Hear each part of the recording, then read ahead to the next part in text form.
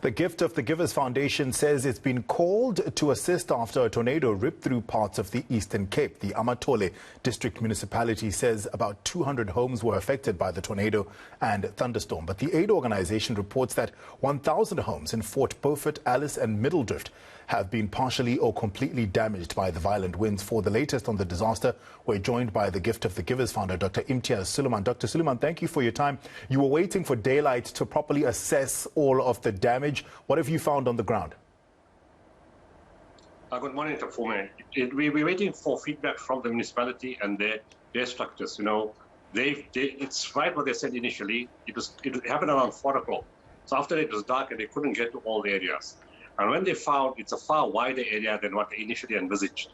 And this morning, again, from the municipality, from Municipality District, they said minimum it's 1,000 homes that are affected, but they think it's substantially more than that. We've been getting calls from community representatives, from chiefs, from in the mountains, from the deep rural areas. It's very widespread. And they said epicenter seems to be Fort Beaufort, which seems to be very badly hit in the town itself. But it has stretched to Alice, Middledrift, it's even parts of Adelaide. So the destruction they haven't reached all the areas yet. So, and my teams are on the way to assist, in terms of supplies. But from those in the ground, in the area itself, and from the community itself, it looks like this is a massive disaster.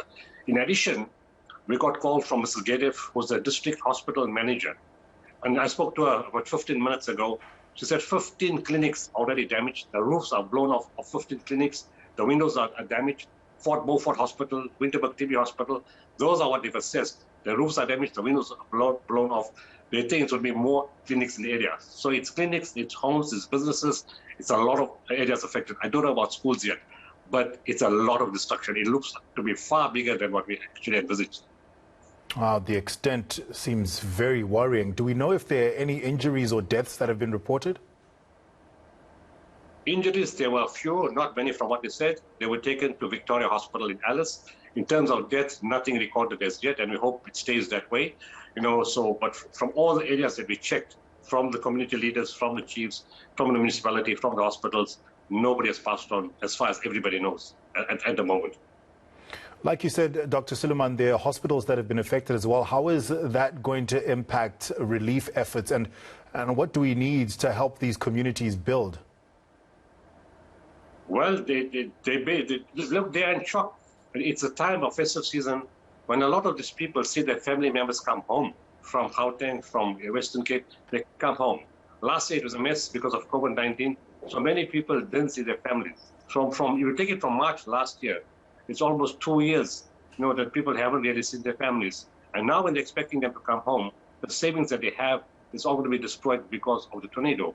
So it's a very, very bleak time for the people. So to answer your question, they're going to need extensive support in terms of rebuilding their homes, whether it's windows, whether it's roof sheeting, or whatever types of building material.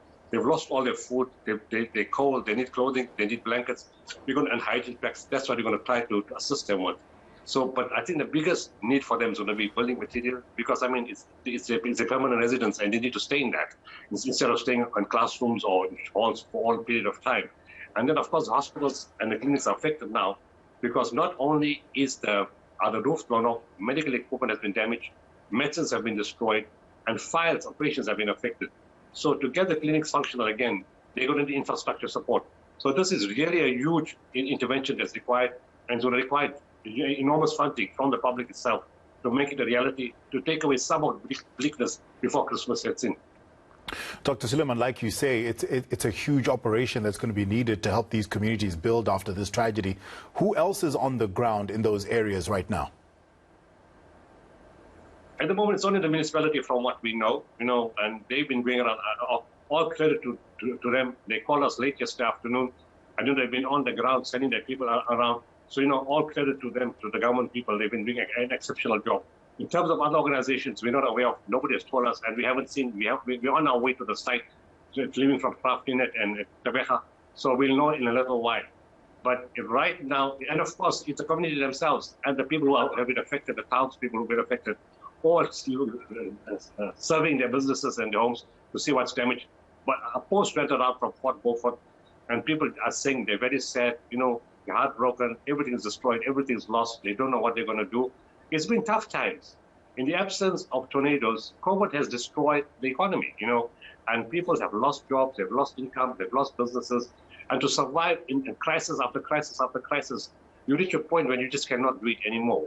And that's why in this festive season, the generosity of those who can support will be very, very helpful and meaningful to help these people on the ground. We are fellow South Africans. We can't travel overseas. Let's do something locally, travel locally. At the same time, let's have fellow South Africans have a better festive season, because some of them haven't seen their family members for 2 years. Yeah, the last thing we needed was another crisis, Dr. Sooliman, and hopefully people have heard your plea. Thank you so much. And we wish the affected communities in the Eastern Cape all of the best. That's the founder of the Gift of the Givers, Dr. Imtiaz Sooliman.